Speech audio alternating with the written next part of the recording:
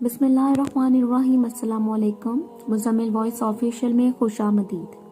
میرا نام احمد کمال ہے۔ ویسے تو میرا کام ایک مشہور ملکی شمارے میں کہانیوں کی تراش خراش کرنا ہے، مگر لفظ دائیں بائیں کر کے جو کچھ لکھتا ہوں وہ میرے شمارے والے بہت عزت افزائی کے ساتھ شائع کر دیتے ہیں۔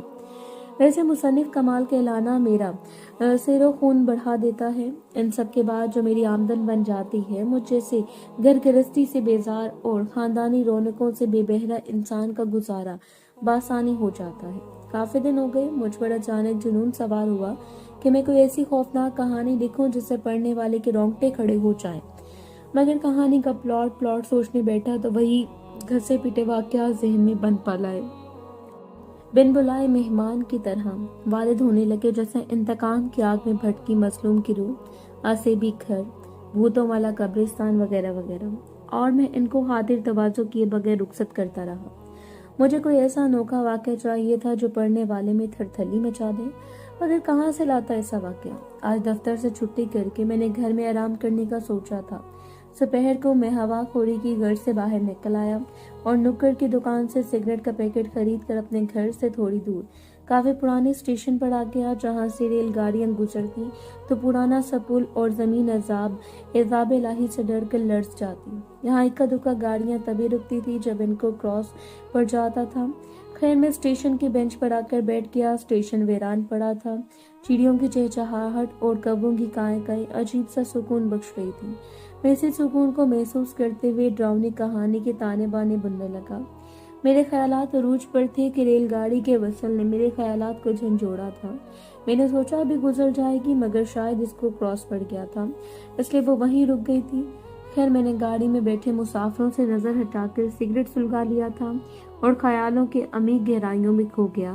ابھی بھی کہانی کا پلاٹ سوچ ہی پایا تھا کہ ٹرین میں سے ایک آدمی نکل کر میری طرف آیا اور میرے ساتھ بینچ پر بیٹھ گیا تھا۔ میں نے اس کے آتے ہی ایک ناگوار ہو کر محسوس کی تھی اور تھوڑا سا کھسک کر میں دور ہوا۔ اب اسے کہتا تو اچھا نہ لگتا نا کہ آپ سے بدبو آ رہی ہے۔ کیوں بھائی؟ کمال احمد۔ میں اس کے لبوں سے اپنا نام سن کر حیرانی سے اس طرف مڑا تھا۔ وہ مسکرا رہا تھا۔ اس کو دیکھ کر مجھے کراہیت سے محسوس ہوئی۔ مسلے کپڑے، بکھرے بال، کھچڑی داڑھی، عجیب سے دانت اور اس کی وجود سے اٹھتی بو، وہ بالکل انجان شخص تھا میرے لیے۔ کیا ہم کہیں ملے ہیں؟ میں نے اپنی یادداشت کھنگالنا شروع کی تو مجھے یاد نہیں آیا کہ میں اس سے کہیں مل چکا ہوں۔ ملے ہیں اسی دنیا کی بھیڑ میں کہیں، اس نے فلسفانہ انداز میں سر دھنتے ہوئے کہا۔ مجھے پھر آ کر بات کرتے ہوئے اس نے بیگانی دکھا کر سیدھا ہو کر بیٹھ گیا اور میں اپنے ذہن میں آئے کہانیوں کے واقعات کو سرنو ترتیب دینے لگا۔ ہمیں پتہ ہی نہیں چلتا کہ ہم کہانیوں کو بنتے بنتے خود کسی کہانی کا حصہ بن جاتے ہیں۔ اس کی گمبھیر آواز میرے کانوں میں پڑی تو مجھے جیسے بچھو نے ڈنک مارا تھا۔ وہ جادوگر تھا یا کوئی مستقبل شناسی، جو کوئی بھی تھا، اس وقت وہ بہت پراسرار لگا تھا۔ میری ریڑھ کی ہڈی میں سنسناہٹ سی ہوئی اور میں نے جھرجھری لے کر اس کے مسکراتے ہوئے چہرے کو بغور دیکھ کر حیرانی سے پوچھا۔ ٹرین میں بیٹھے لوگ مجھے عجیب نظروں سے دیکھ رہے تھے، مگر مجھے کوئی پرواہ نہ تھی۔ البتہ ان کے دیکھنے کا انداز مجھے جھنجھلاہٹ نے آ لیا۔ گاڑی کا وصل بجا تو میں نے پھر اطمینان سانس لی کی۔ آپ جانتے ہیں کہ میں نے سوچا کہ اس کا خوامخواہ مرید ہونے سے پہلے جانتا لوں، کہیں اس نے اپنی طرف سے ہوائی اڑائی ہو اور وہ درست جگہ لگی ہو اور میں اس سے مستقبل شناس سمجھ کر مرعوب ہو جاؤں، اس لیے میں نے ایسا ظاہر کرنے کی کوشش کی تھی جیسے میں متاثر نہیں ہوا۔ گاڑی آہستہ آہستہ اسٹیشن کو الوداع کہتی جا رہی تھی۔ کہانی کی تلاش میں ہو تم، ایسی جو لوگ مدتوں یاد رکھیں۔ اس نے میری بات کاٹ کر پھر سے مجھے تعجب میں ڈال دیا۔ جی، اب میں نے قدرے پرجوش لہجے میں کہا تھا، مگر قریب نہیں کھسکا۔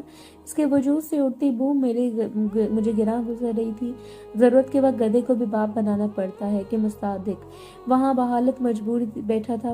کل مجھے اس وقت ملنا ہے، اس نے کہا تھا اور میری کوئی بات سنے بنا لمبے لمبے ڈگ بھرتا، مجھے حیران مگر خوش چھوڑتا اسٹیشن سے نکل گیا۔ میں ترنگ میں آ گیا۔ اب مجھے کل کا انتظار تھا، مگر کاش کل آتی نہ۔ پوری رات بے چینی سے اور کل کے انتظار میں گزری۔ وقفے سے میں جاگتی آنکھوں سے داد اور تحسین کے الفاظ سے بڑے خطوط والے جواب دیکھتا رہا اور مسکراتا رہا۔ اگلے دن میں مقررہ وقت سے پہلے اسٹیشن پہنچ گیا تھا۔ آج کل سے زیادہ سناٹا تھا، یا شاید مجھے محسوس ہو رہا تھا، مگر میں نے چند لمحوں کے مضطربانہ انتظار میں زیادہ دھیان نہیں دیا اور سگریٹ سلگا لی۔ انتظار گراں گزر رہا تھا۔ मुकर्रर वक्त से ऊपर वक्त हो गया था, मगर दूर दूर तक किसी का नामो निशान ना था। आज तो ट्रेन भी नहीं आई थी। मैंने सोचा कि कभी कभार देर सवेर हो जाती है, सो थोड़ी देर और रुक जाता हूँ। हकीकतन मुझे एक अच्छी कहानी के लालच ने रुकने पर मजबूर कर दिया था। मैंने सिगरेट सुलगाकर आसमान की तरफ देखा था। अचानक काले बादलों ने आसमान को अपने नरखे में लिया था और मोटे मोटे बारिश के कतरे मुझे भगोने लगे।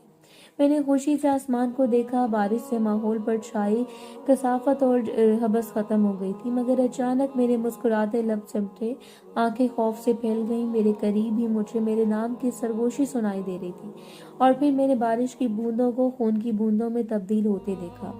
वो भी ऐसी जैसे कल वाले आदमी में से आ रही थी, बूबी। और फिर मैंने सरपट भागना शुरू कर दिया। मेरा इरादा स्टेशन से जल्द बाहर निकलने का था। खून की बारिश अभी भी मुझे भिगो रही थी और इन बूंदों में एक जैसी तपिश थी। मैं भागते भागते अचानक हैरानी से रुक गया। सामने बेंच पर एक आदमी बैठा था और वो कोई कागज पर अपनी खून आलूद उंगली से कुछ लिख रहा था।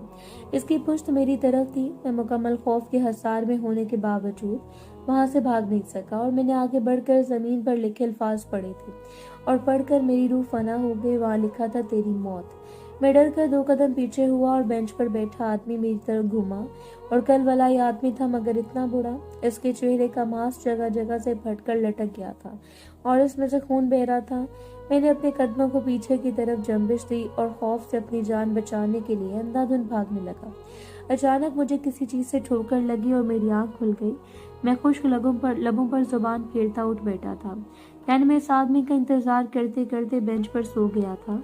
वहाँ ख्वाब जैसा कुछ भी नहीं था। वहाँ सुनसान स्टेशन और हबस से जामिद पेड़, दूर से आती बसों के हॉर्न की आवाज। मैंने ख्वाब के बारे में सोचा तो फिर लर्ज उठा। उफ, ये ख्वाब था। मैंने माथे पर से पसीना पोंछा और जाने का इरादा बांधा था। मुझे इस खपती आदमी पर गुस्सा आ गया था और पक्का इरादा कर लिया कि आइंदा किसी अनजाने खपती पर भरोसा करने की गलती नहीं करूंगा। अभी मैं उठा ही था कि गाड़ी के विसल सुनाई दिए, जो बड़े बड़े दावे कर रहा था। किसी मुहिम उम्मीद लिए दोबारा रुक गया। ट्रेन कल की तरह रुक गई थी और मैं बेताब नजरों से अंदर देखा, और अंदर लोग बहुत कम थे, मगर सब जैसे सबको सांप सूंघ गई हो। मुझे अजीब सा एहसास हुआ था। अचानक ट्रेन में से एक आदमी एक बुलकते बच्चे को बेदर्दी से दबोचे बाहर आया था, और इसके पीछे एक बच्चे को पाने के लिए तरसती औरत। वो आदमी औरत से काफी लंबा था और बार बार औरत को धमकी दे रहा था कि पीछे ही रहे, वरना वो इस बच्चे को ट्रेन के आगे फेंक देगा। और औरत रोती हुई पहले से ज्यादा तड़प कर बच्चे की तरफ लपकती। बच्चा भी माँ की गोद के लिए इसकी तरफ लपक रहा था और चीखें मारा था। ट्रेन में सारे मुसाफिर सुमुम बुकमुम बैठे थे। मुझे इनकी बेनियाजी और बेरहमी पर शदीद गुस्सा आया, और अब वो आदमी और औरत मेरे सामने आ गए थे। और एक खपती इंसान, छोड़ बच्चे को, मैंने चिल्लाकर कहा, और बेंच से इस औरत और बच्चे की मदद के लिए उठा, मगर इस खपती इंसान ने मेरी बात सुनकर नजरअंदाज कर दी। दूसरी पटरी पर पीछे से आती ट्रेन के विसल पर इस आदमी का ध्यान हटाने लगा, और अचानक मैं थम सा गया। इस औरत ने इस आदमी को पटरियों पर धक्का दे दिया, और इसका मकसद बच्चे को इस आदमी से बचाना था, मगर ये क्या। वो जालिम इंसान बच्चे को दबोचे ही ट्रेन की दूसरी पटरी पर गिरा, और आनंद फानंद तेज रफ्तारी से इस पटरी पर आती ट्रेन इन दोनों को रोनती हुई चली गई। औरत धारे मारते हुए बैठ गई थी। बच्चे के कटी फटी लाश देखकर मेरा दिल गम से फटा जा रहा था, और मैं ट्रेन में मौजूद इंसानों की इंसानियत पर मशकूक हुआ था। इतने बेहिस थे ये लोग। और मैं ट्रेन के अंदर ना रुकने पर हैरान था। ट्रेन का विसल फिर सुनाई दिया, और एक और ट्रेन इसी पटरी पर आ रही थी, जिस पर पहले 2 लाशें पड़ी थी। अचानक धारे मारती औरत की धारें बंद हुई, और वो इसी लिटे पिटे हुलिये में उठी। इसका चेहरा सपाट था। वो जैसे जान चुका था कि वो क्या करने वाले हैं। मैं इससे ज्यादा दूर नहीं खड़ा था, इससे इसको बचाने के लिए भागा। ट्रेन नजदीक आ गई थी, मगर ये क्या, इस औरत के बिल्कुल करीब पहुंचकर मेरा सर चकरा गया था, क्योंकि वहां कोई था ही नहीं। हत्ता कि वो लाशें भी गायब थी। मैं सुन हो गया। तेरी मौत तैयार है। इस वक्त मुझे इस आदमी की सरगोशी सुनाई दी, और मैं जो पटरियों के किनारे पर खड़ा था, खौफ से अपना तवाज़ुन कायम न रख पाया और गिर गया। मगर पटरी पर ना वो ट्रेन थी जिसमें से औरत और आदमी निकले थे, और ना दूसरी ट्रेन के आसार। अलबत्ता नुकीले पत्थरों पर गिरने की वजह से मुझे बहुत चोटें लगी थी, और मैं खौफ के ज़ेरे हसार वहां से भाग जाना चाहता था, मगर ये क्या। मेरी आंखें खौफ से बाहर कुबल पड़ी जब मैंने तेज रफ्तार ट्रेन को इस पटरी पर आते देखा, जिस पर मैं जख्मी हालत में पड़ा था। मैंने अपनी जान बचाने की सरतोड़ कोशिश करते उठने की कोशिश की, मगर नुकीले पत्थर मेरी हथेलियों और घुटनों में खुप गए। मैं कराह कर वहीं ठहर गया। मेरी मौत यकीनी थी। मैंने कपकपाते हुए आंखें बंद कर ली। ट्रेन मुझ तक पहुंच चुकी थी, और میں نے کہانی لکھ کر انگڑائی لی تھی اور وال کلاک کی طرف دیکھا۔ رات کے 3 بجے تھے۔ کہانی لکھتے اتنی دیر ہو گئی تھی۔ مجھے صبح آفس میں جانا تھا اور اپنی پہلی لکھی گئی خوفناک کہانی ادارے کو بھجوانی تھی۔ میں بستر پر لیٹا، نہ جانے کہاں پڑھنے والے مجھے دانت پڑکتے ہیں یا تنقید کرتے ہیں۔ خیر آنے والے کچھ دنوں میں پتہ چل ہی جائے گا۔ اور میں نے سوچتے ہوئے مسکرا کر لائٹ آف کر دی، مگر الماری کے ہینگر میں لگی میری شرٹ پر خون کا ایک قطرہ ابھی بھی موجود تھا۔